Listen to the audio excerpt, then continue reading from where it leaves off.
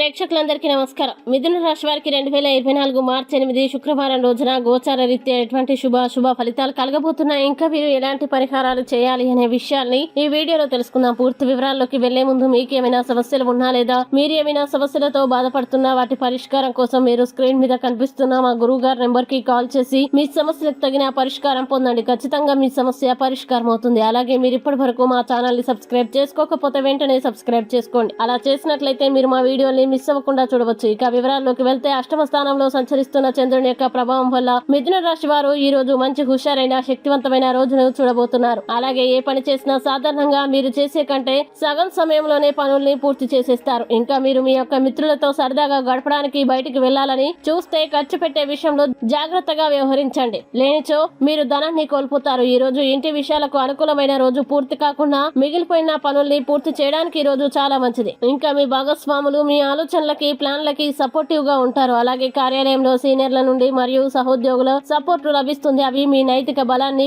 నమ్మకాన్ని పెంచుతాయి. అలాగే మీరు మీ ఖాళీ సమయాన్ని ఏదైనా గుడిలో, గురుద్వారాల్లో, ఇతర ఆధ్యాత్మిక ప్రదేశాల్లో గడుపుతారు. ముఖ్యంగా ఈ రోజు అనవసర సమస్యలకి వివాదాలకి దూరంగా ఉండాలి. ఈ రోజు బంధువుల కారణంగా కాస్త గొడవ పడవచ్చు, కానీ చివరికి అంతా పరిష్కారం అవుతుంది. అయితే మిథున రాశి వారు ఆరోగ్యపరంగా మాత్రం చాలా జాగ్రత్తగా ఉండాలి. విద్యార్థులు కూడా చదువుపై అధికంగా శ్రద్ధ పెట్టాలి. ఇక మిథున రాశి వారు ఈ రోజు వచ్చేటువంటి ఇబ్బందుల్ని అధిగమించడానికి, అనుకూల పరిస్థితులు ఏర్పడడానికి నవగ్రహ స్తోత్రాన్ని పారాయణం చేయండి. విశేషమైన శుభ ఫలితాల్ని పొందుతారు. ఈ వీడియో మీకు నచ్చినట్లయితే లైక్ చేయండి మరియు ఈ వీడియోని మీ సోషల్ మీడియా అకౌంట్ల ద్వారా అందరికీ షేర్ చేయండి. ఇంకా మీరు ఏదైనా సమస్యలతో బాధపడుతున్నట్లయితే వాటి పరిష్కారం కోసం ఒక్కసారి గురువు గారి నెంబర్ కి కాల్ చేసి మీ సమస్యలకు తగిన పరిష్కారం పొందండి. ఖచ్చితంగా మీ సమస్య పరిష్కారం అవుతుంది. ఇంకా మీరు అనుకున్నటువంటి అన్ని పనుల్లో అంతా మంచి జరగాలని కోరుకుంటూ సర్వే జన సుఖినో భవంతు.